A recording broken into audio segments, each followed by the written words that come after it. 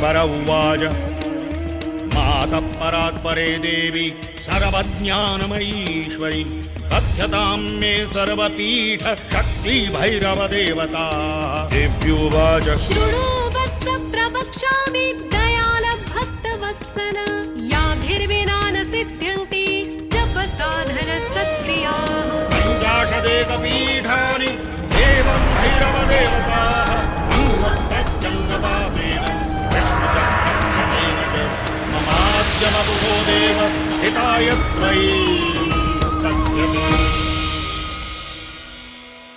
दुर्गायै दुर्गपारायै सारायै सर्वकारिण्यै ख्यात्यै तथैव कृष्णायै धूम्रायै सततं नमः। दुर्गा, दुर्गपारा अर्थात दुर्गम संकट से पार निकालने वाली, सबको आधार देने वाली सर्वकारी ज्योति कृष्णा एवं धूम्र देवी को मैं प्रणाम करता हूं। देवी का एक रूप दुर्गा है। महाकाली, अन्नपूर्णा, महासरस्वती, महालक्ष्मी जैसे अनेक रूप भी उन्हीं के ही हैं। जिस तरह बीज से अंकुर भिन्न नहीं हो सकता, सूर्य की किरणें सूर्य से भिन्न नहीं हो सकती, उसी प्रकार भगवान शिवजी भी मां शक्ति से भिन्न नहीं है। इसलिए शक्ति का उपासना रूपी आश्रय लेकर हम ब्रह्म में लीन हो सकते हैं। हमारे यहाँ परमात्मा तक पहुंचने के अनेक मार्ग हैं। परमाशक्ति की उपासना इन सभी मार्गों में से एक मुख्य मार्ग है।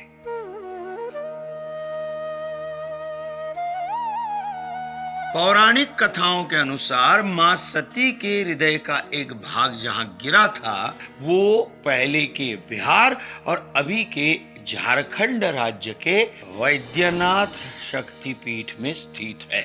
यहाँ जय दुर्गा मां के रूप में स्थापित है, जिसे विजय प्रदान करने वाली दुर्गा भी कहा जाता है। शक्ति के रूप में एवं वैद्यनाथ के रूप में भैरव स्वयं विराजमान है। जहां सती के हृदय का एक भाग गिरा हो, उसका कितना विशेष महत्व होगा। एक पौराणिक कथा के अनुसार भगवान शिवजी ने मां सती के हृदय के इस भाग का अग्नि संस्कार वैद्यनाथ में किया था और जिसके पश्चात भगवान शिव राख में लूटने लगे और वो भस्म उन्होंने अपने शरीर पर लगा दी। इसी कारण यहाँ भस्म रमाना बहुत महत्वपूर्ण है। यहाँ दर्शन करने आने वाले प्रत्येक श्रद्धालु को प्रसाद के रूप में भस्म दी जाती है।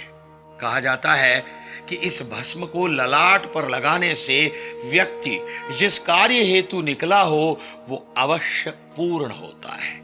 यहाँ 12 ज्योतिर्लिंग का 9वां ज्योतिर्लिंग स्थित है। पौराणिक मान्यताओं के अनुसार वैद्यनाथ ज्योतिर्लिंग को लंकापति रावण यहाँ पर लाए थे। शिव पुराण के अनुसार शिव भक्त रावण की तपश्चर्या से शिवजी प्रसन्न हुए और उन्होंने रावण को इच्छित वरदान मांगने के लिए कहा। वरदान में रावण ने भगवान शिवजी को कैलाश पर्वत से लंका आने की इच्छा प्रकट की। शिवजी ने रावण के साथ जाने से मना कर दिया, परंतु शिवजी ने एक शर्त पर शिवलिंग साथ ले जाने की अनुमति दे दी। लंका तक शिवलिंग ले जाते समय रास्ते में कहीं पर भी यदि उसने शिवलिंग रख दिया तो वो शिवलिंग उसी स्थान पर स्थापित हो जाएगा। दूसरी ओर भगवान विष्णु की इच्छा नहीं थी कि शिवलिंग लंका तक पहुंचे और इसलिए वो रास्ते में रावण के समक्ष एक ग्वाले के रूप में प्रकट हो गए। उसी समय रावण को लघु शंका की इच्छा हुई। रावण ने सामने खड़े ग्वाले से विनती की कि वो शिवलिंग अपने हाथ में उठाकर रखे तो वो लघु शंका से निवृत्त होकर शुचिर्भूत होकर वापस आ पाएगा। किंतु रावण ने ग्वाले को शिवलिंग देते समय यह सूचना नहीं दी कि उसे शिवलिंग नीचे नहीं रखना है। जब रावण शुचिर्भूत होकर लौटा तब उसने देखा कि वो ग्वाला वहां था ही नहीं और शिवलिंग जो था वो नीचे भूमि पर था।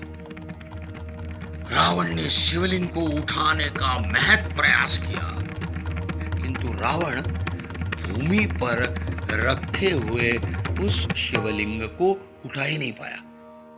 तत्पश्चात देवी देवताओं ने इस शिवलिंग की पूजा की और उसे वहीं पर स्थापित कर दिया। वैद्यनाथ नाम के चरवाहे ने इस शिवलिंग की रमकर भावपूर्ण रीति से पूजा अर्चना की, इसलिए मंदिर का नाम वैजनाथ अथवा वैद्यनाथ हुआ। पूर्व के बिहार राज्य के और वर्तमान समय में झारखंड के वैद्यनाथ में स्थित इस स्थान का 51 शक्तिपीठों में बहुत ही महत्व का स्थान है। प्रत्येक देवी भक्त के मन में यह तीव्र उत्कंठा और तीव्र इच्छा होती ही है कि वो भी वैद्यनाथ शक्तिपीठ सहित सभी के सभी 51 शक्तिपीठों के दर्शन करें और वहां की दिव्य ऊर्जा प्राप्त करें। किंतु आज ये पवित्र 51 शक्तिपीठों में से कुछ शक्तिपीठ आज के पाकिस्तान, बांग्लादेश, तिब्बत, नेपाल और श्रीलंका जैसे देशों में स्थित है। किंतु इन देशों में स्थित पवित्र शक्तिपीठों का दर्शन इन देशों में जाकर करना प्रत्येक देवी भक्त के लिए संभव नहीं हो पाता। और इसीलिए हमारे भारत के आदरणीय प्रधानमंत्री श्री नरेंद्र मोदी जी, जो देवी मां जगदम्बा के अनन्य साधारण भक्त हैं, उनके मन में यह दिव्य विचार आया कि क्यों न सारे देवी भक्त एक ही स्थान पर जाकर सभी के सभी 51 शक्तिपीठों का दर्शन करें और एक साथ 51 शक्तिपीठों की परिक्रमा कर मां जगदम्बा का आशीर्वाद प्राप्त कर सके।